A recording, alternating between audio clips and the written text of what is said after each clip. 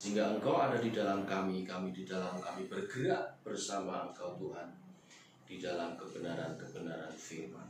Urapi hamba-Mu jadi saluran berkat yang baik. Berfirmanlah dalam nama Yesus kami berdoa. Amin. Salam saudara. Apa kabar? Kita masuk bulan Mei.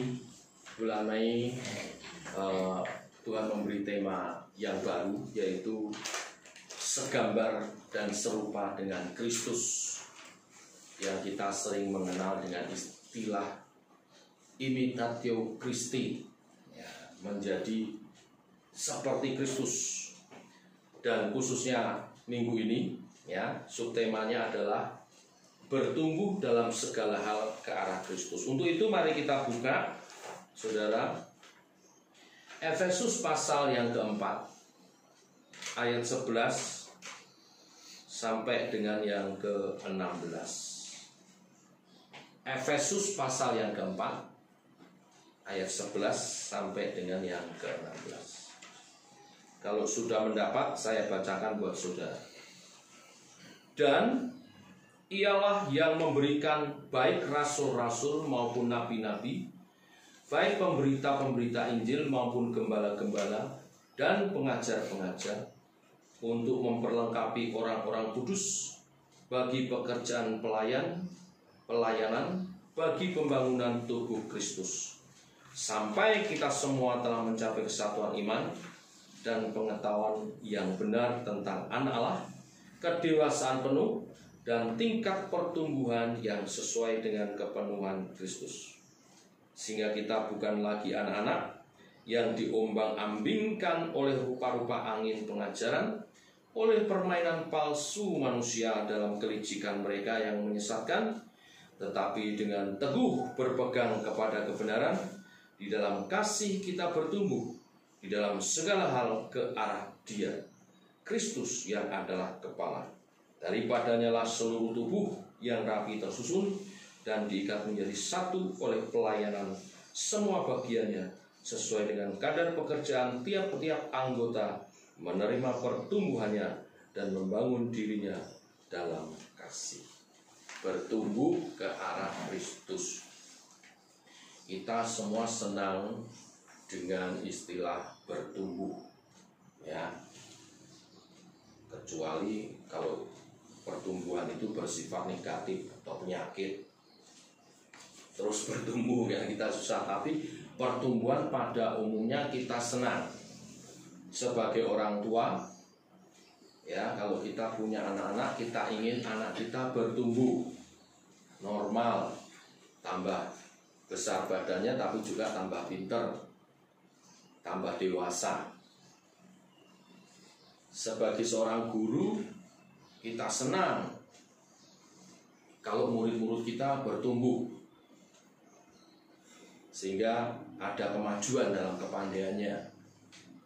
Sebagai bisnismen, pengusaha, kita senang kalau bisnis kita, usaha kita bertumbuh, ya kan, makin berkembang. Kita senang dengan istilah pertumbuhan itu. Tuhan juga senang. Tuhan ingin kita sebagai anak-anak Tuhan, kita bertumbuh menjadi dewasa rohani. Nah, apa itu dewasa rohani? Dewasa rohani adalah bertumbuh dalam segala hal ke arah Kristus, ya.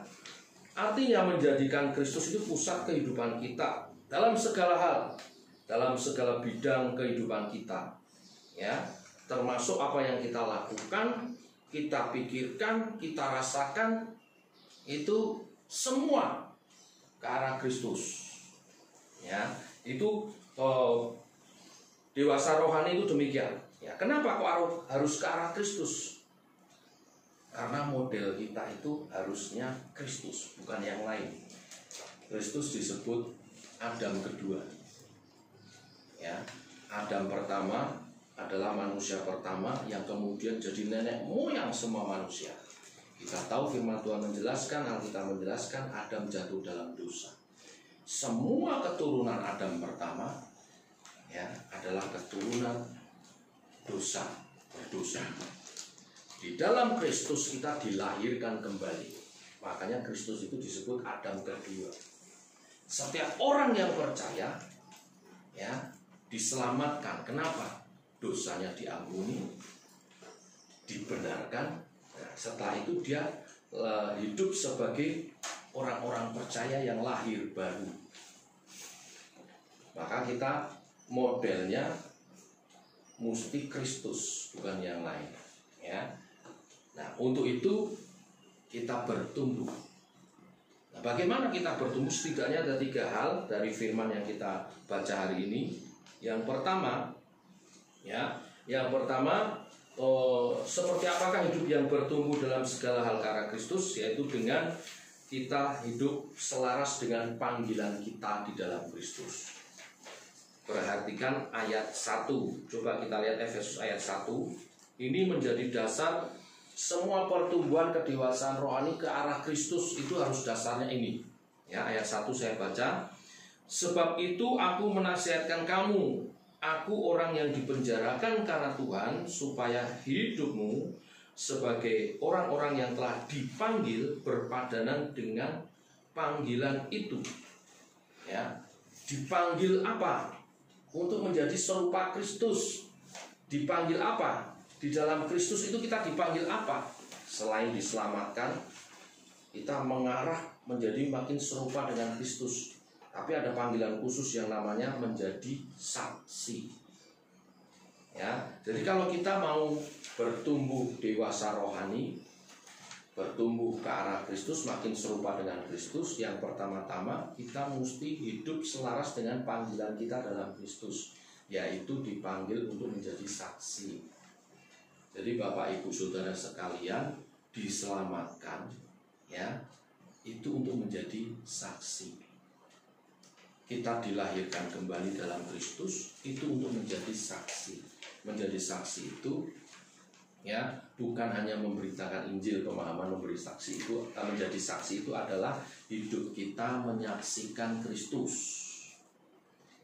Hidup kita ya menjadi teladan kesaksian bahwa ada Kristus di dalam diri kita. Bapak Ibu Saudara sekalian. Nah, kalau kita menyejajarkan hidup kita kepada panggilan itu, istilahnya ada pada tracknya panggilan itu, pasti kita itu akan ke arah Kristus. Pasti kita akan menjadi serupa dengan Kristus. Jadi yang pertama harus dipegang panggilannya ini. Tidak boleh lepas tujuan hidup panggilan itu. Kenapa kita ada dalam Kristus? Untuk menjadi saksi. Saksi, katakan kanan kirinya, menjadi saksi. Ini yang pertama. Ya, saya masih ingat waktu saya masih kuliah di STT Abdiel, ya, bareng sama saya itu 140-an mahasiswa. Ya, saya lihat semester pertama itu teman-teman saya modelnya itu aneh-aneh. Ya, orang member nek koyo pendeta gitu ya. Ya, ada yang terlalu sederhana. Ya, ini masuk STT Abdiel tuh ada syaratnya kan itu STT ya, sekolah tinggi, jadi mesti SMA lulus. Tapi saya lihat ada teman yang baca saja plegak-plegu, orang bilang gitu ya, susah baca saja ya, mungkin nervous, mungkin yang lain ya. Tapi ada juga yang penampilannya terlalu sederhana ya, 1 minggu bajunya itu saja ya, jadi jadi pendeta matching banget gitu ya. Tapi ada yang terlalu sombong, perlente ya, jadi masalah tiap minggu, kena skorsing lah, berkelahi lah, ribut segala macam. Saya melihat modelnya kok aneh-aneh. Saya sendiri tidak menilai saya juga sesuai model, tidak. Tapi saya melihat, saudara, asal mereka itu ada dalam track panggilannya, saya lihat akhirnya teman-teman saya ini berhasil. Ya. Nah, sekarang ini ada WA group, ya, WA group alumni. Saya liatin teman-teman saya itu, wah, sekarang ini member pendeta KB. Kenapa berubah?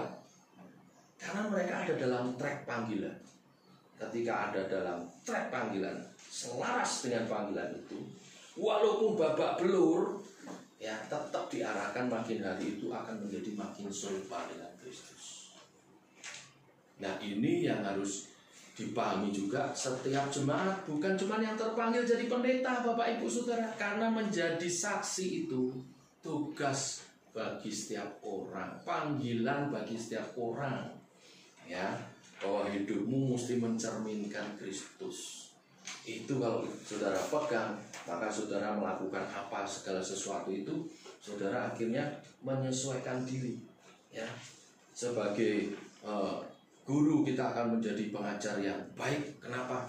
Saya mencerminkan Kristus. Saya mesti menjadi guru yang baik sehingga murid-murid saya melihat kalau ada Kristus dalam diri saya. Jadi pedagang, kita mau curang, wah, nggak boleh. Saya mencerminkan Kristus. Saya harus berdagang dengan jujur sehingga langganan saya puas. Karena apa? Ada sifat Kristus dalam diri saya. Sebagai apapun itu, akhirnya akan membimbing kita makin hari makin serupa dengan Kristus. Ya, seorang wanita bermimpi, tidur dan bermimpi. Dalam mimpinya itu dia bertemu dengan Tuhan. Lalu dia bertanya, Tuhan, mengapa Engkau membiarkan dunia ini kok kacau balau? Banyak orang jahat, rusak dunia ini.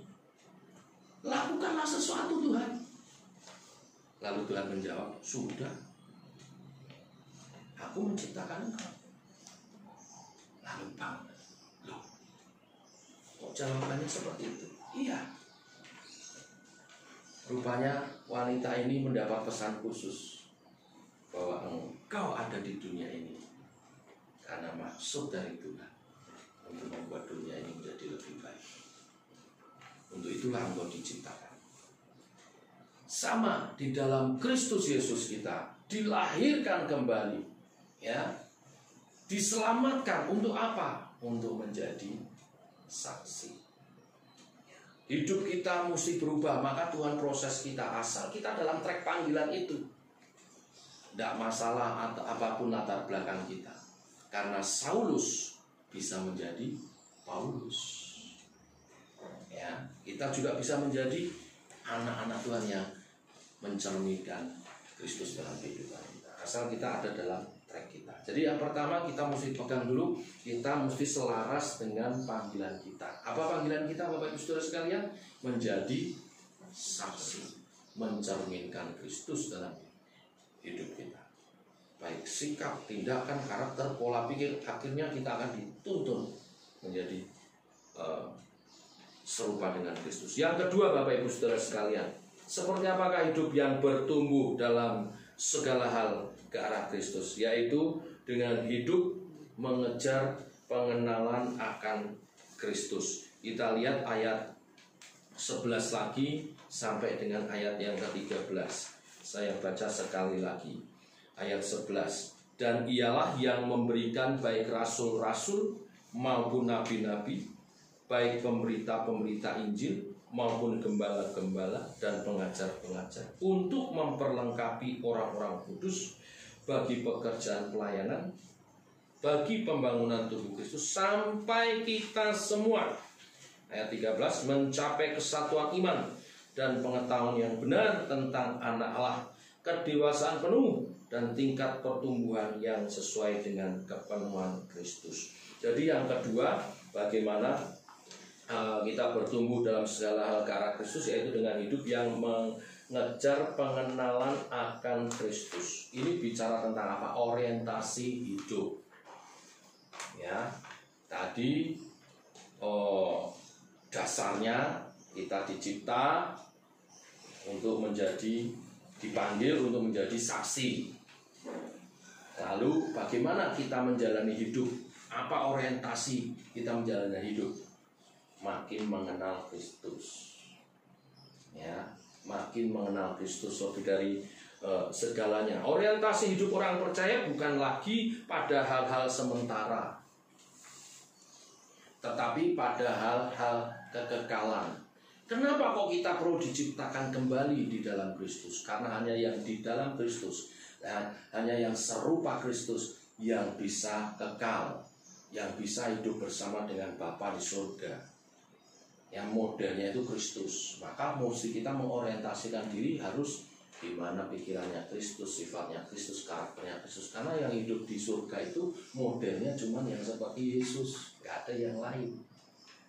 Ya, maka kita mesti mulai mengorientasikan diri kita hidup itu untuk itu, mencari itu. Yesus itu kayak apa? Cara pikirnya gimana? Melakukan segala sesuatu bagaimana? Ya. Nah, untuk itu kita perlu firman Tuhan.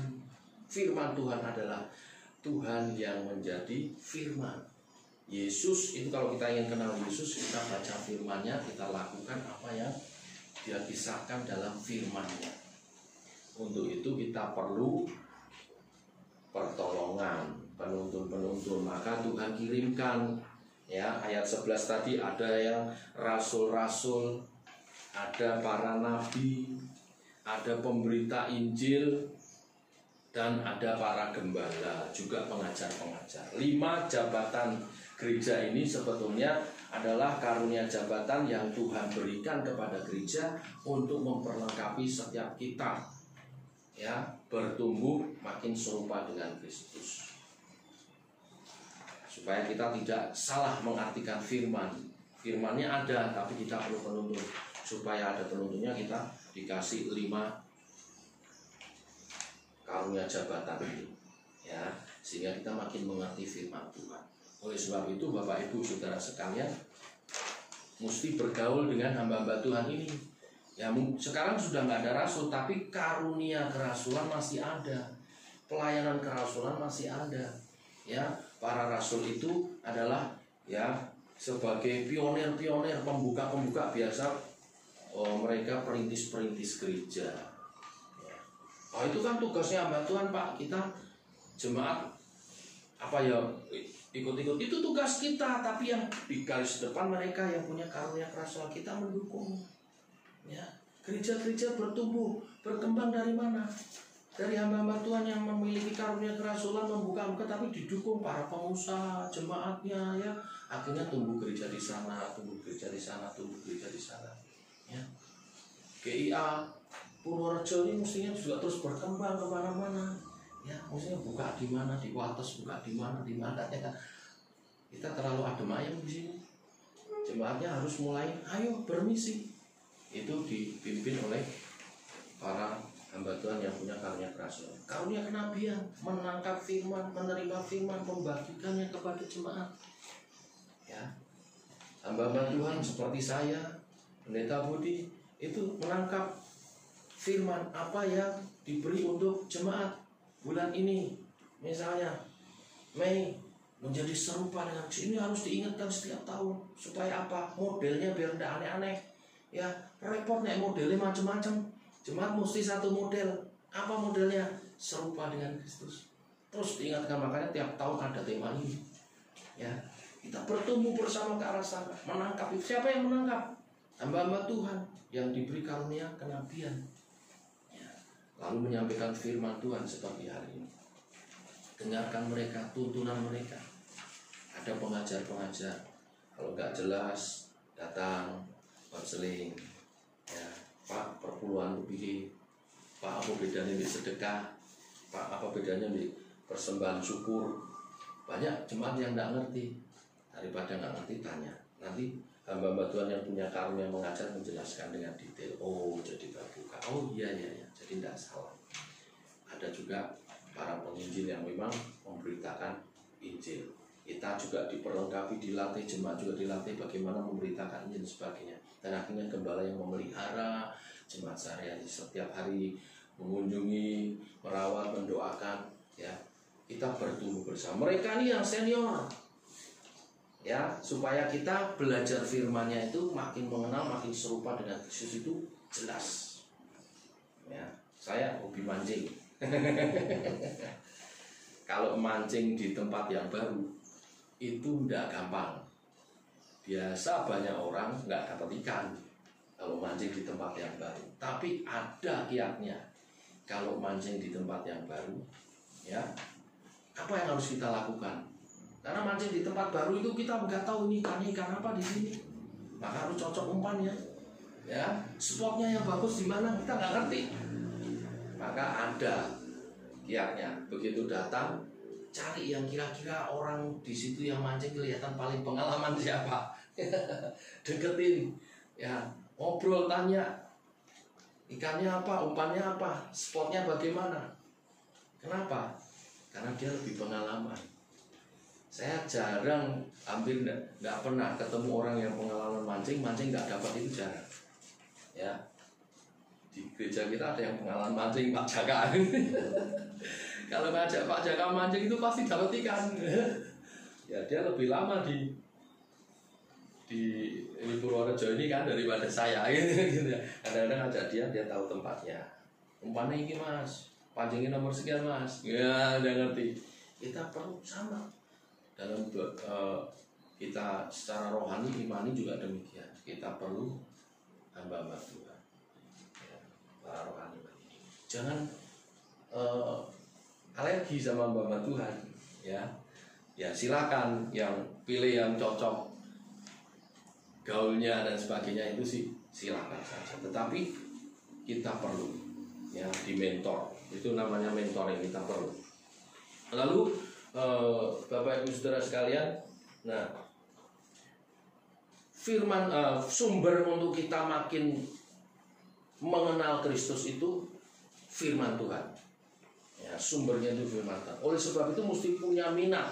Selain ada mentor, harus diri kita juga punya minat. Nah, biasanya minat ini tidak gampang. Ya, minat ini tidak gampang. Ada seorang pemuda namanya Cyrus Ingerson Scofield. Kalau lihat nama belakangnya Scofield, kalau orang teologi, hamba-hamba Tuhan pasti paham, karena ada The Scofield Reference Bible.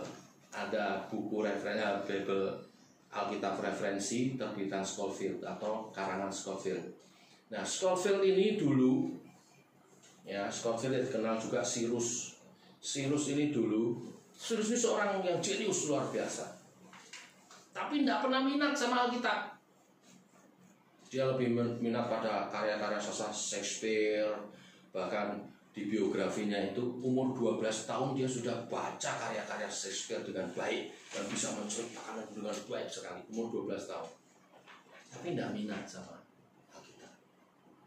Sampai satu hari ketika dia umur 30 tahun, sahabatnya memberitakan Injil kepada dia, dan akhirnya ada dalam situasi percakapan yang serius, dan akhirnya dia bertobat menerima Yesus sebagai Tuhan dan Juru Selamat. Dikasih Alkitab. Dari hari itu dia membaca Alkitab tidak bisa berhenti. Dia kesampingan semua karya-karya sastra yang dia kagumi dari kecil itu, hanya untuk kemudian mempelajari Alkitab sedemikian rupa, sampai akhirnya dia bisa menghasilkan satu karya referensi Alkitab Scofield itu. Dan itu dibuat, bertobatnya umur 36 tahun. Dia buat bukunya ini, referensi Alkitab ini, selama 30 tahun. Bikinlah referensi Alkitab Scofield itu. Bayangin 30 tahun tidak kerjakan yang lain. Kenapa bisa sampai seperti itu? Karena dia bertobat di zaman Roh Kudus. Nah, sebetulnya saya ingin menyampaikan apa? Kalau kita betul orang percaya yang lahir baru dan ada Roh Kudus dalam diri kita, kita itu akan punya minat kepada firman itu luar biasa. Itu tandanya. Kalau kita membaca Alkitab ogah-ogahan, berarti kita ini, ya, dalam tanda kutip belum bertobat benar gitu ya.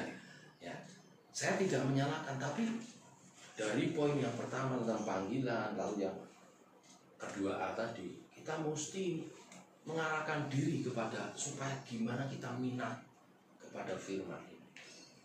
Kalau anak saya nggak doyan makan, saya pikiran, ya, waduh, gimana? Kenapa sakit? Apa nih? Gini, ya, kalau perlu kasih vitamin, ya, gimana segala macam. Nah, kita mesti secara rohani juga memikirkan demikian, bagaimana kita minat kepada firman.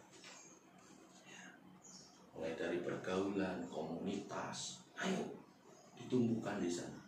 Ya. Kalau saudara kumpul sama perokok, lama-lama jadi perokok. Tapi kalau saudara kumpul sama orang-orang yang baik, suka baca firman, menggali firman, nanti lama-lama saudara sudah akan mengerti. Kita manusia itu makhluk yang mempelajari.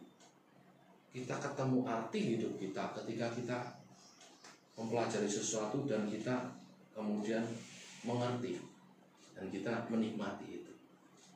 Oleh sebab itu terus bangkitkan minat kepada firman Tuhan. Karena firman Tuhan inilah yang menjadi sumber pokok pengenalan kita akan Tuhan Yesus.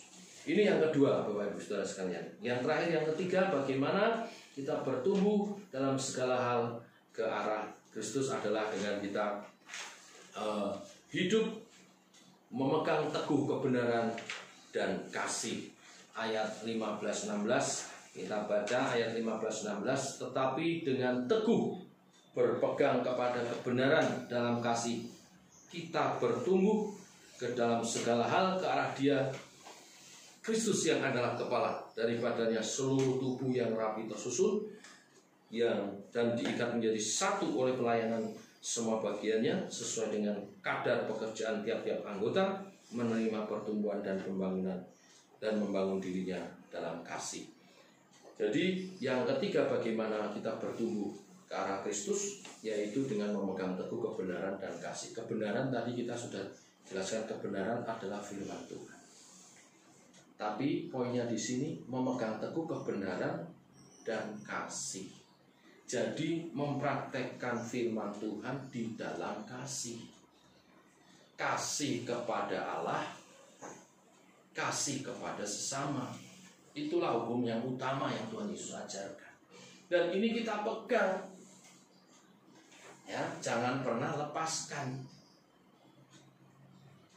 Ya, awalnya tracknya panggilan, lalu menjalani sepanjang hidup kita dengan orientasi kepada makin mengenal pengenalan Kristus, dan sampai akhir kita mesti pegang kebenaran di dalam kasih. Kenapa harus di dalam kasih?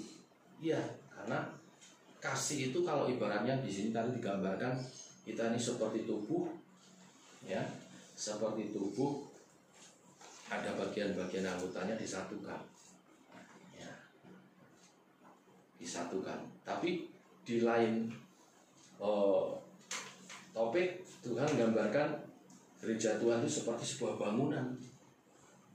Kalau tubuh disatukan, yang menyatukan satu dengan yang lain, pikirannya Kristus, mungkin kasih itu darahnya ya, yang mengalir di seluruh tubuh. Kalau bangunan, ya ada macam-macam bahan bangunan yang menyatukan semua itu, nempelkan satu dengan yang itu semen. Nah, mungkin kasih itu semennya yang bisa mempererat. Seringkali firman tidak bisa mendarat kepada sesama. Kenapa? Yang nyampaikan kurang kasih. Betul sih yang nyampaikan, betul aku negur dosa saya, tapi negurnya pakai godam, nggak pakai kasih, akhirnya luka. Ya, kasih itu mempererat, menyatukan kita. Maka mesti bersama dengan firman itu. Kita pegang firman itu sebagai dasar kebenaran, tapi kita praktekkan di dalam kasih. Firman mengasihi kepada Tuhan dan juga mengasihi kepada sesama. Dan ini harus kita lakukan terus menerus sampai Yesus datang kedua kali menjumpai kita.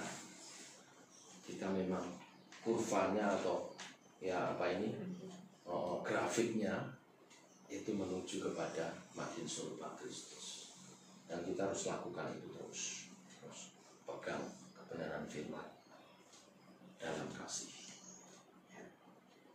Saya tutup dengan satu ilustrasi.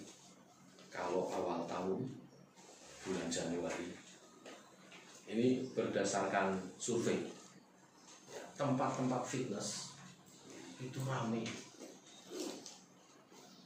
Mengapa kok kalau awal tahun bulan-bulan Januari itu tempat-tempat kritis itu ramai. Rupanya di awal tahun itu banyak orang rindu hidupnya itu berubah. Mereka biasa di awal tahun bikin komitmen baru. Saya mau lebih bugar, saya mau lebih sehat, ya perutnya buncit, mau lebih rata, gitu. Wah, semangat. Ya. Tetapi di survei itu diketahui juga menjelang bulan Maret berkurang. Rupanya tidak semua tahan latihan fitness terus gitu ya. Tapi ya juga ada yang tahan. Dan jelas di akhir survei yang tahan yang memperoleh hasil yang maksimal. Yang tidak tahan walaupun ya ada hasilnya tapi tidak maksimal. Sama dalam hal rohani demikian. Ya, tiap-tiap kita ibadah minggu, ya sebulan sekali kita menerima persekutuan dengan tubuh dan darah Tuhan, rasanya kayak seperti dicas lagi. Wah, Yesus dalamku, aku bergerak bersama Yesus. Kita komitmen semangat. Tapi jangan hangat-hangat kayak ayam. Ya, kita mesti terus mempertahankan. Makanya sebulan sekali kita mau mengingat secara Tuhan kita itu disemangatkan lagi ya dalam kebenaran firman dan dalam kasih. Sampai kita akhirnya dijumpai makin hari makin serupa Kristus. Mari siapkan hati kita, siapkan diri kita menerima persekutuan dengan tubuh dan darah Tuhan ini. Haleluya. Saya undang semua kita bangkit. Kita sambut dengan